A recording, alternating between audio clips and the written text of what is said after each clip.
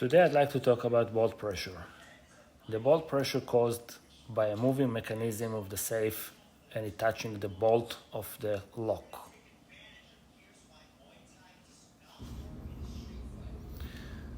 Today we're going to detect the bolt pressure.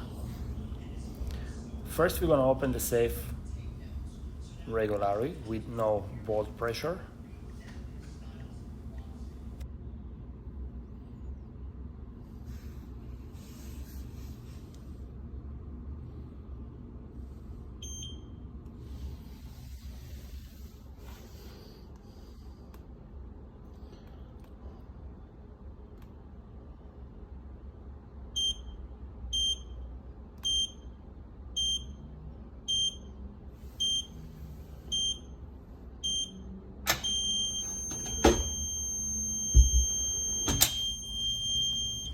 Safe is open, no problem at all.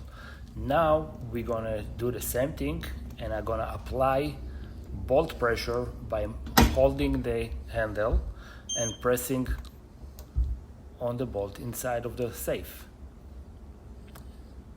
And now we'll see what happens.